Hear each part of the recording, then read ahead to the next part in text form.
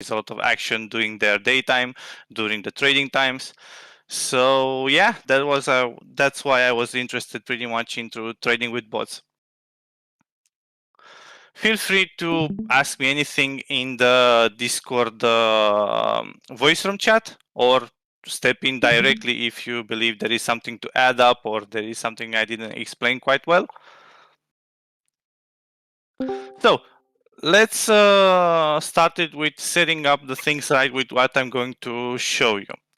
So firstly, today's topic will be what is a trading algo, and with some time, with maybe like in the second, third, or even fourth, we're going to get into the question on how to get or make a trading algo inside the Discord with all the information that is available.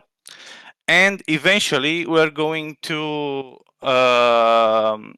tick this question on how to actually trade the algo efficiently, which also William here is going to help you guys. There is a dedicated room inside our Discord about trigger.trade. I'm going to talk about this a little bit later. So today we're going to talk about the introduction on how to build an algo trading strategy. We're going to define some keywords. And at the end, of course, there's going to be a reality check because it's not going to be that easy. You're going to sweat a little on this road. And yeah, I guess that's why like less than 1% of the population is a millionaire, I guess. Okay, so if you were to ask me like what is a tradable algo, the least words I could say is a working system. And to better describe it, there is some sub-subjects that we need to talk about. Firstly, the script. A script is a combination of multiple indicators put together. An indicator is pretty much data or a formula applied to the data. For us, the data is the price of an asset. An advice over here, some indicators make no sense for some trading pairs. A quick example would be an indicator which highlights a 20% move in a candle moment. That would be possible for crypto, but not so much on an asset, for example, like euro against the US dollar. As you can see, there is like a 1 or 2% movement maximum daily. Here on the pictures, you can see inside TradingView, you can differentiate an indicator from a script with this icon over here, highlighted with red. And an indicator over here, for example, I have chosen to show you guys the AMA. I believe it was like 150 and 20.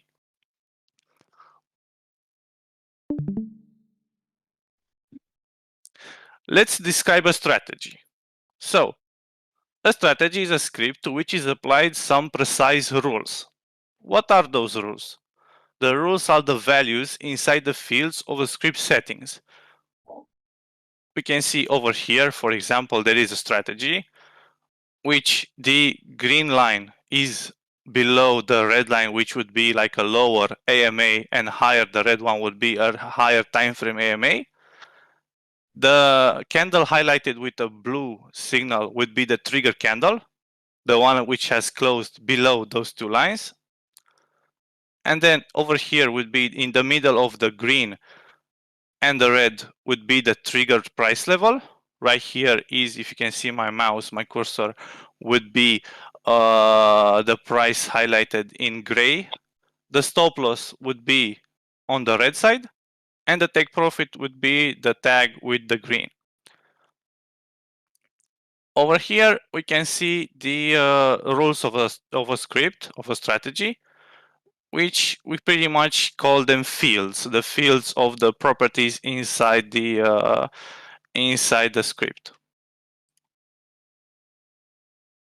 Optimization. Defining rules to a script and appreciate the results of the backtester manually or automatically. The backtester is a tool inside TradingView, which shows you the past performance of your strategy. Past performance of your strategy are past results, most probably will not determine the future. another quick advice over here to cover this one: never backtest with other than normal candles, or you can also use the trading line, but I suppose everybody around here is more familiarized with the candles rather than the line itself. Normal candles are a true representation of the price data. For example, Heiken Ashi candles are showing you a formula of the price, not the price. So you're basically backtesting the Heiken Ashi formula. You are interested in making the US dollar, not a result of a formula, right? Manually backtesting. You can basically change yourself the rules of a script inside the fields of a script. So for example, we can set up the ADX 5, 4, 6, 7, so and on. Automatically, you can do that by using the optimizer or optimizer. I believe that generally around here, DaviddTech, it's called the optimizer, but David's French layout has named it optimizer with an S. The link of the optimizer is inside our Discord. The optimizer is a tool which changes values inside the trading script based on the rules that you input. Example number one: from A value to B value, having the C step. For example, I would like to optimize my script from AMA 5 all the way till 10, and with the step of 1. That would be 5, 6, 7, 8, 9, 10, and stop.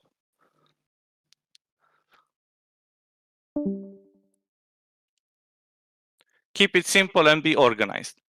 This is like a more subjective advice, because at the beginning with DaviddTech, I have a lot of data. I had a lot of data, and I pretty much lost it because of poor management and poor naming scheme.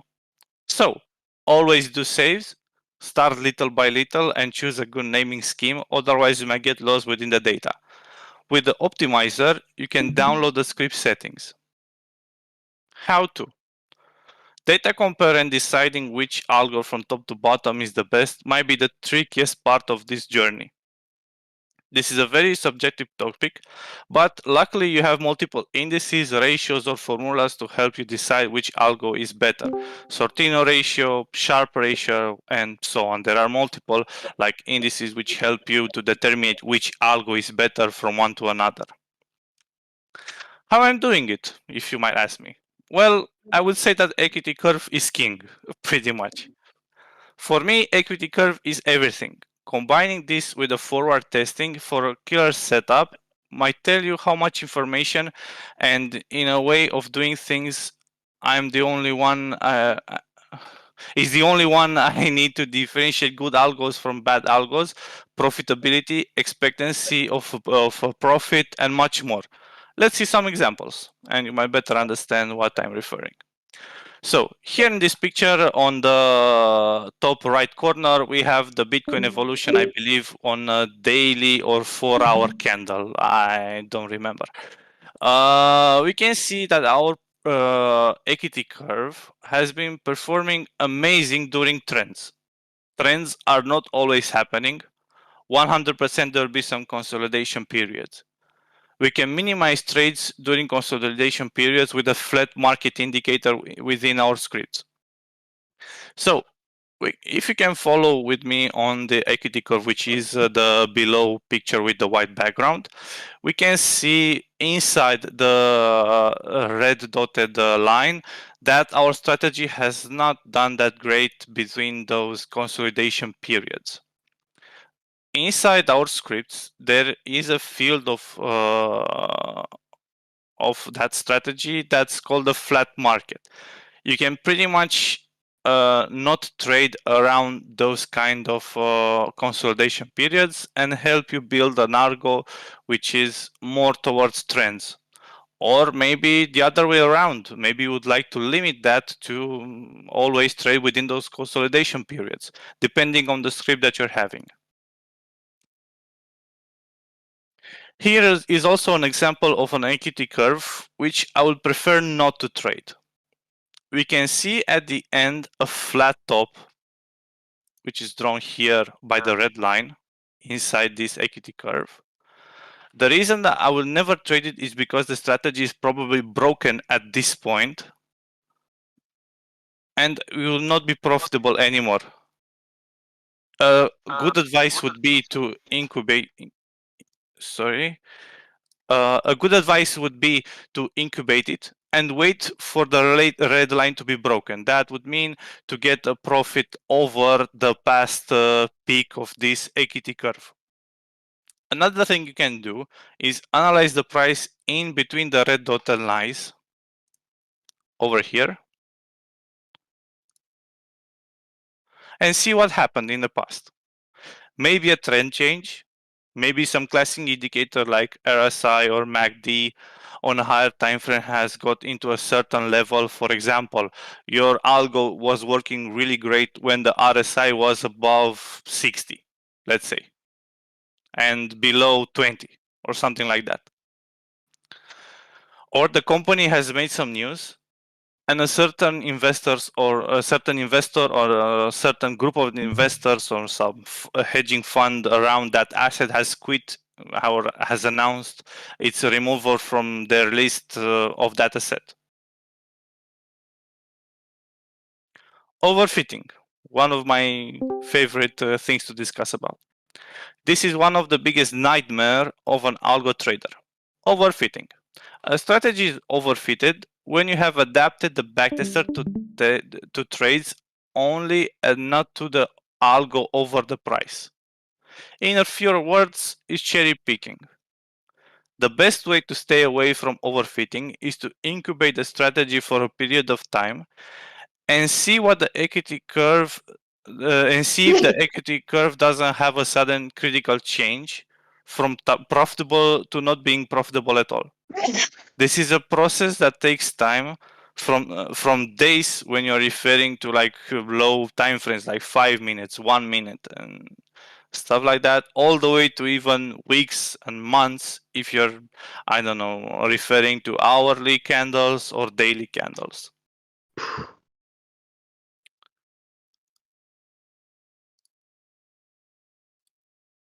Here are some advices to combat overfitting, yet with an increased risk. Check the same algo with a different yet similar trading pair. For example, if you have optimized BTC against USDT, try BTC against USD. Pretty much a perpetual trading. You are not looking for the same results, but because they simply won't happen, but they might be similar. At least the equity curve to be profitable, not to be negative. Similar to one, you can try Ethereum, but the algo to be optimized for BTC. BTC and Bitcoin and Ethereum have been trending about the same, I would say like 90% of the times. In some time, Ethereum has gone up when Bitcoin was pretty much consolidating. Have as many trades as possible. The least cherry picking, the better. I cannot say you a fixed number of trades that you're supposed to have based on the time frame of your strategy. Like for example, if you're trading on a 5 minute with a premium TradingView account, so you have the most history as possible. I simply cannot suggest a fixed amount of number, like at least 100, at least 200, at least 200 trades. That's not a fixed number that I've got into to be working.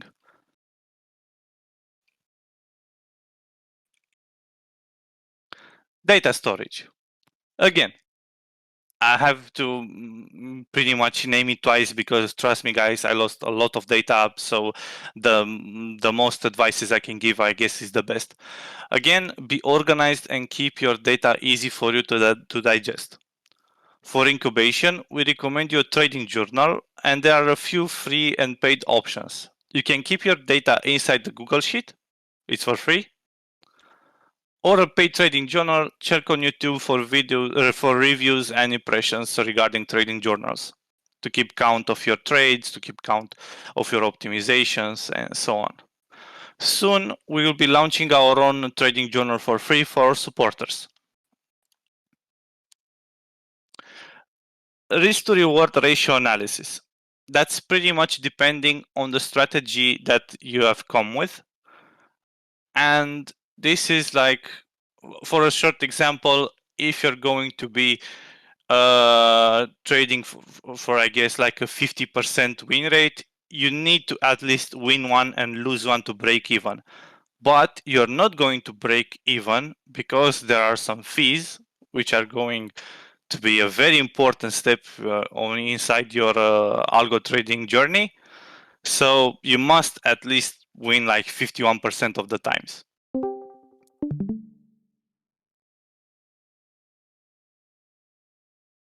The incubation period. There are 3 ways to do the incubation, and let's talk about them from worst to best.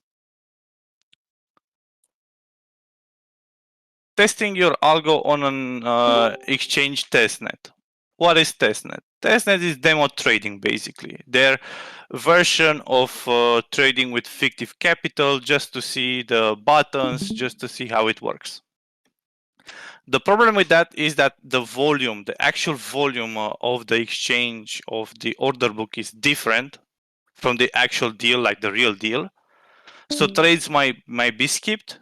You might be your trades might not get filled, and so on. So we do not recommend that. Just get used with the buttons. See how you can actually get into a trade and exit one as well, and pretty much that's it. TradingView testing only. There is also a little delay between the exchange data and TradingView to show it for you. And you also need to keep up with the spreads fees exchange. Spreads fees change. There is an extra fee from the fees table, which you can see. There is pretty much on top of the order book that is called the spreads fee.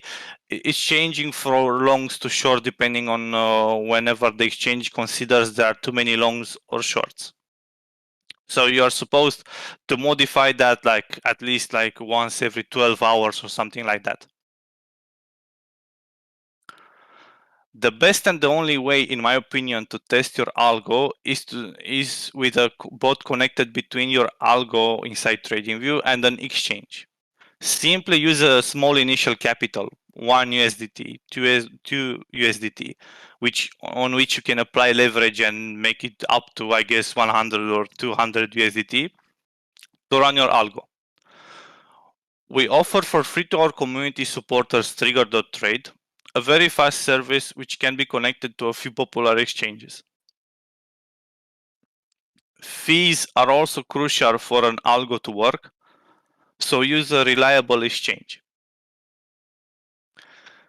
ByBit is one of the exchanges with very low fees.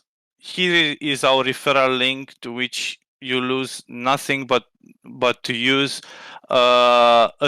which you lose nothing if you're going to use it, but we get a small rebate to keep up with the bills and for us to continue developing tools, ideas, and videos regarding trading strategy. We would really appreciate if you're going to do it. The part with going live with your strategy. This part is going to be hosted by William, which will help us to connect our trading algos to an exchange like ByBit. Trigger.trade is optimized to work on Binance, Fairdesk, OKX, BitGet, BingX. So there is plenty to choose from. If you need support as of now, if you're like already past this introduction level, feel free to get in touch with William inside the Trigger.trade chat room inside our Discord. I guess that's it for the beginning. As of tomorrow, I will be doing another live with my optimization data, let's say, and try to compare, try to put it under an incubation period. There's also some old data that I just discovered on one of my old hard drives that has been around 1 year ago. Let's see how my optimized strategies have been doing for about 1 year now. Yeah, and that's it. If you guys have any questions, please let me know. I guess if there is a question, I can 100% now. If there is like a big or a larger answer to be made, I can surely come after this presentation and answer to the questions. Hey there, Vlad. Nice presentation, mate. Thank you. I do have a couple of questions. Hopefully that's not a surprise to you. Well, now, first of all,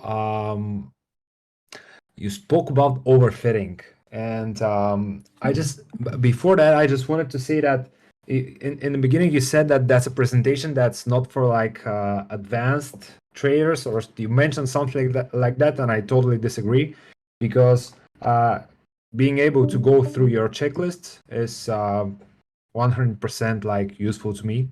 So yeah, great job. But as far as overfitting goes, like, how do you not overfit? Like, what do you do to not overfit? Do you have like a checklist to maybe tick some boxes to make sure that what you did and this high win rate is not overfitted? Like, what is your process?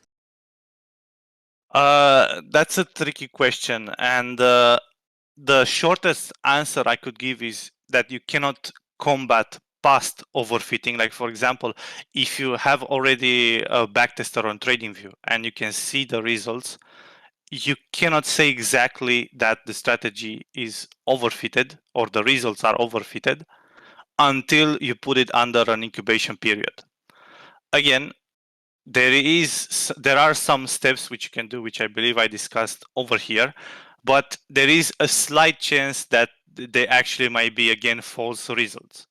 As I said, since the prices are somewhat similar with BTC against USDT and BTC against USD, you can try to change between pairs and see if the equity curve is at least similar. So don't even look at numbers, just to be in the up direction. That's it. And I guess there is like a little strong point that you can say, hey, my strategy is not overfitted. I could risk to go actually live with this one. I never. There has been some guys who talked about using BTC against USDT and Ethereum to combat each and another to see if the strategies are actually overfitted. But for me myself, I never got into one to work with one another. For example, if a strategy works for BTC against USDT, it will not work with Ethereum as well. Or if it's supposed to work, the results are not that great to actually consider trading it. So Yeah, for a short answer, I totally agree. I totally yeah. agree. That's so 100% true. So for a short answer, you cannot tell the truth if the strategy is overfitted or not until you incubate it and test it, so you can see what it's doing from now on. But if you're really desperate for some reason and you don't want to incubate, I guess you can change between the collateral use, the asset itself, or against the tether. That's it. I really like how you compare the equity curve to basically not be like the same win rates and to have the same P&L, but to basically look similar. That's a nice trick. Nice. Really nice. I could say that I've kicked a lot of algos which I considered bad because of like my very high expectations. And I checked with them after, as I said, I just discovered some data on an old drive, and I'm really curious to check with you guys what the strategy is since then. Like for about a year, I have been doing. But yeah, I guess you cannot say directly to be 100% safe that the strategy is overfitted or not. That would be my answer. Yeah, and maybe that also has something to do with the next topic that you briefly touched on, which is the sample size. Basically, how much is too low and how much is too much. And I'm curious how you go through that process, because maybe like if you go too far back on the 15-minute chart, the asset is going to do something completely different than what it's doing right now. Maybe if I want to trade like the 15-minute Bitcoin chart today, maybe going back to 2020 is going to be too far back. I don't know. So I just wanted to ask how you go about that, and does that concern maybe how high of a time frame you're trading, and maybe what is like, not like a specific number, but maybe for a certain time frame, how back would you go to backtest? So I just got two questions from one. I would like to break those your big question into two small ones. There has been a talk inside Discord about how much data you should backtest, and for me the answer is as much the best, because as you can see in my picture over here, the more data you have, the more you can actually put like a stamp on the idea that, hey, the price has been trending, my strategy has been doing great. During when bullish times, it has been doing extremely great. During bearish times, not that great, but still profitable. So I guess the more data you have, the best. I would not limit my backtesting period, if that's what you're referring to. Like some people have been backtesting with the deep backtester inside TradingView, let's say for a fixed 1 year. No, I would try to get as much data as possible. For example, Jim Simmons, who, like, you can see all over YouTube, like the man who solved the market. He's Yeah. been paying millions of dollars for as much data as possible, like, I don't know, Reddit data, bullish Reddit posts, some things that you would not even think about, like what has I don't know, the moon doing during a bear market or whatever. So the Yeah. much data you have, the best it is.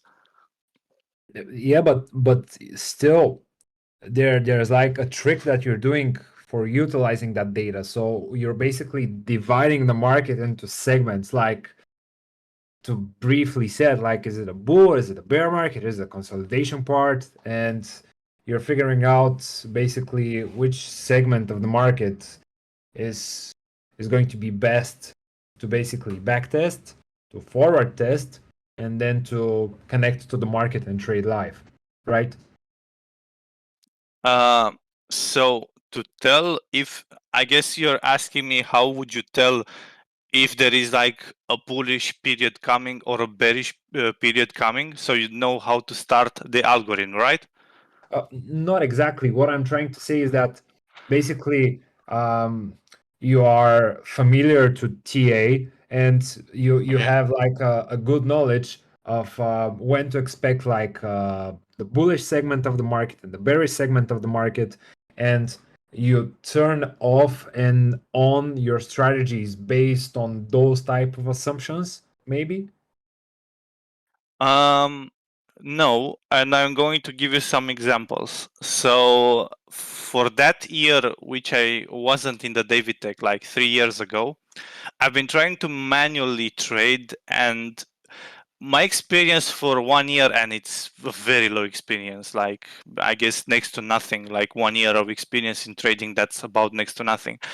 Yeah. With trading patterns, you can say at least, at most, sorry, then at some point there is going to be some action. Like for example, if you're drawing like a double top or a double bottom or some triangle or something, Yeah. you're Yeah. going to know at what point is going to be some action, but there's going to be liquidation of the fulls, there's going to be the actual trend. So you'd never know that when and where you're going to know, but you can make a safe assumption at what point is going to happen. For me, myself, a good indicator, or I don't know how to call it, a good part of code, I guess, that has been really great to me, it's this over here, the flat market indicator inside our strategies. Yeah. I have no idea whatever magic David has done with that Yeah. part of code, but he's been doing great. It can tell you whenever the market is sideways and whenever it's going to be in a trend. I have no idea if David would like to maybe step in now or maybe a little bit later. Sure.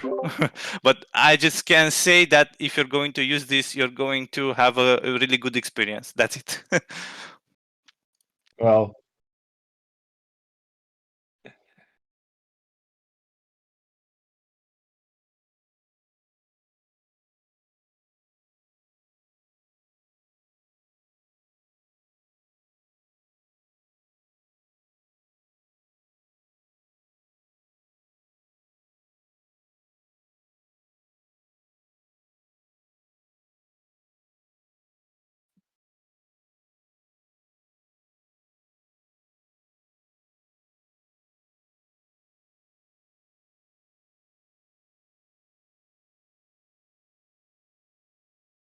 yeah, I get it, but still, do you like optimize a strategy for a certain period of the market, or do you just like use all of the available data as far back as you possibly can go?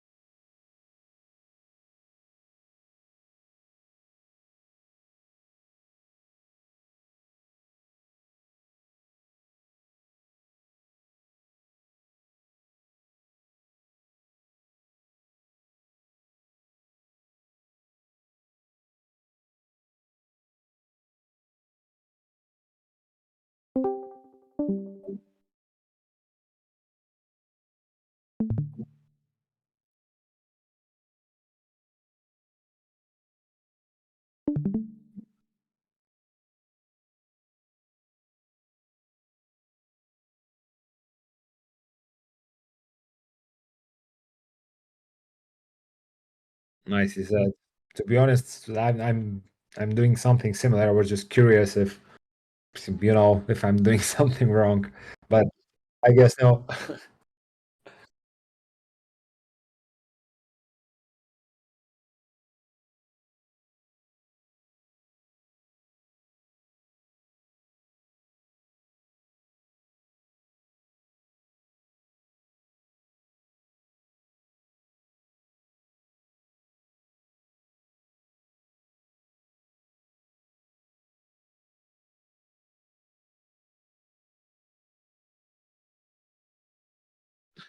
Yeah, well said.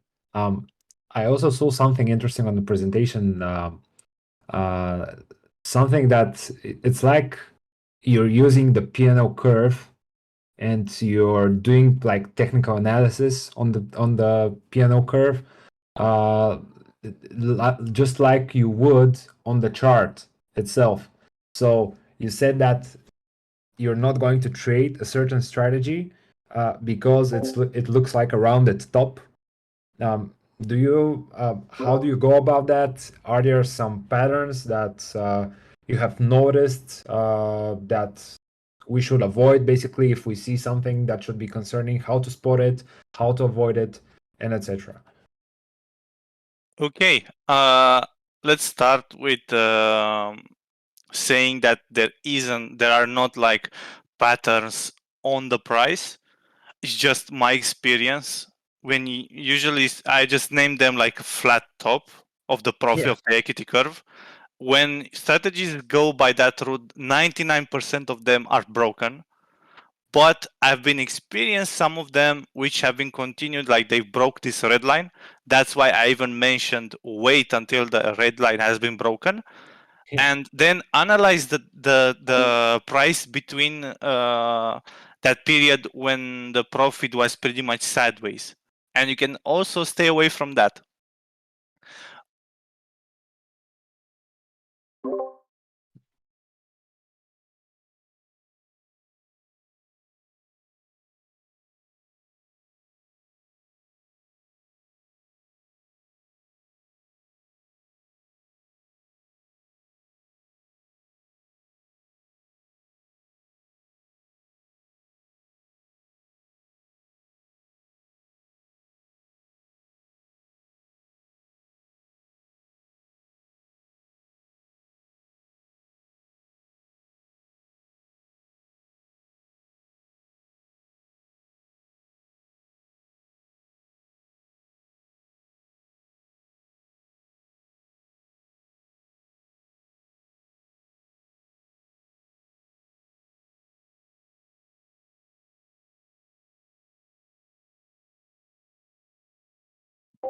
and to use the flat market indicator.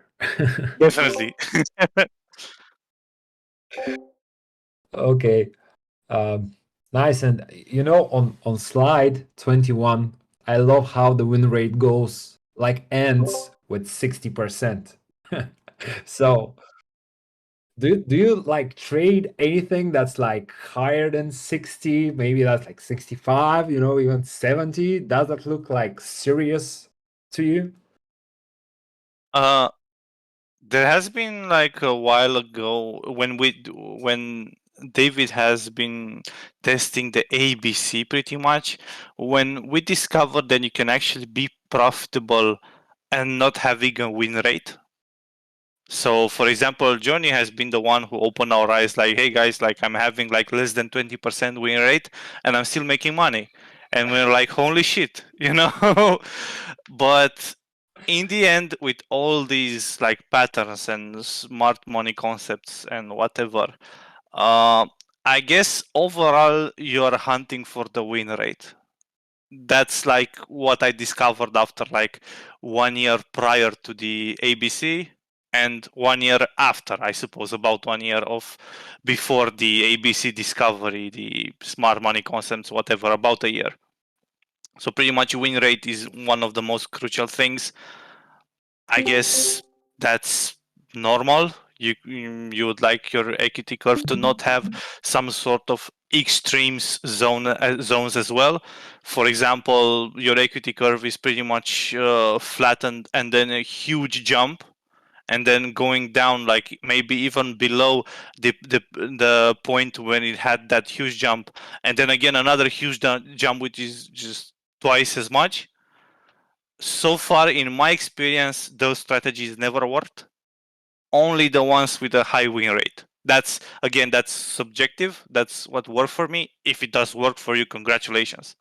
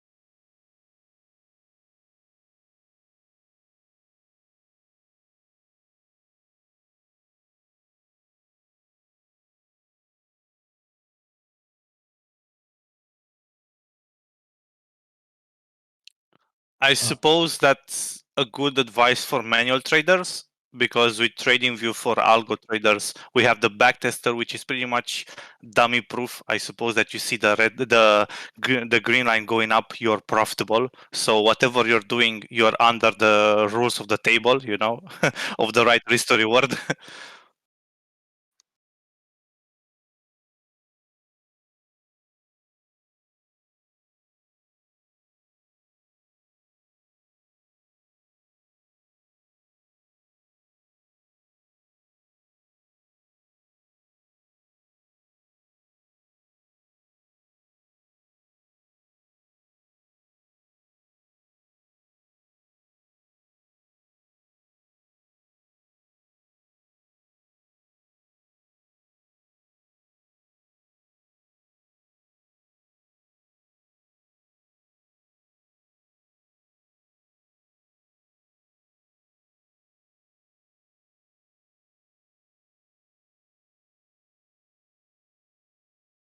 you've also provided us with another solution because um, the position sizing can be risk based. Yeah, yeah. So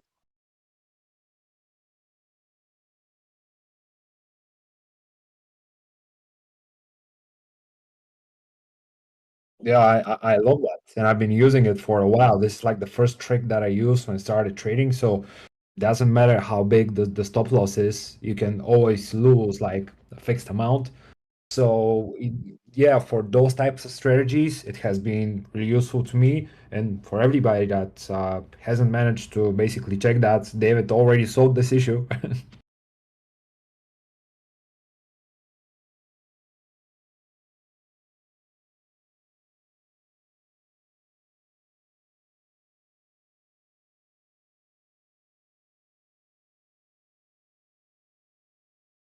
And Vlad, which strategies are you going to optimize with your next streams? And would you be keen, like even if not, it's not going to be like tomorrow, maybe like in a month from now, would you be keen to basically try to optimize, per se, my 2 hour strategy for like BTC USDT because it's like mainly designed for the inverse perp, and a lot of guys in the group are trading the USDT and it's their main pair. This is strange for me because I'm not like that. But if you're like down to try to optimize it, I would be really interested to see this live in action. Maybe it would be useful to everybody. Yeah, definitely. I think that already got like submissions and people were asking me to optimize the bigger extender. But definitely El Patron is going to be a second one if you guys wanted to. I would love to see that. Hopefully, it's useful to everybody else in the group. Yeah, and since we have talked about the win rate and things like that, math is telling you something different than the reality. So for example, if you just to like close this subject altogether, if you have like a 80% win rate strategy, it doesn't mean that with trading, if you're waiting to lose 20 times, you're going to win afterwards 80 times. Just to make things clear and close the subject altogether.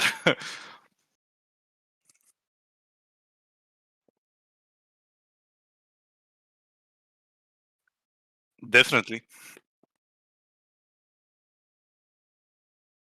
Thank you, guys. So, That are all my questions. Just great talk. Thank you very much. thank you very much, Martin. Okay. Are there any other questions?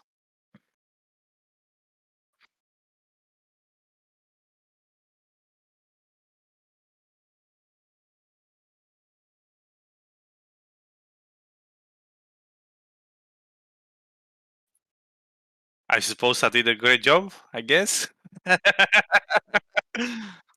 Yeah, I guess with time there's going to be some moments when I all actually go a little bit crazy or maybe even make mistakes. So please, guys, just get me by the shirt. Hey, Vlad, this is a mistake, and I'm 100% sure I can fix it.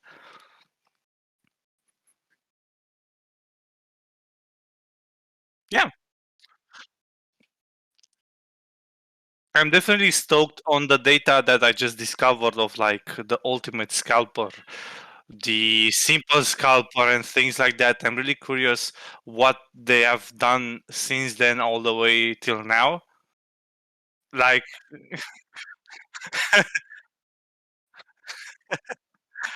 well, yeah, I mean, that's the sake of losing a hard drive, I suppose, and for some reason working with no real reason after a year, you know?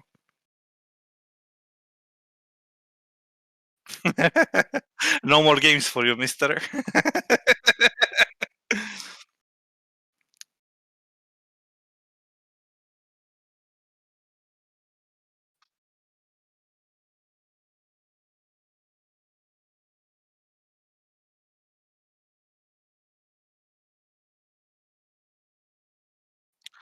Thank you, David. Thank you, guys. Thank you, Martin. Thank you, EXO. Yeah, and I'm definitely curious on what you guys would like to see. So my main idea would be to go over that data, to go over strategies that you would like us to optimize as a group. As I said earlier in the presentation, it's a project for the community by the community. And I'm really hopefully waiting for your guys' inputs as well. Why not?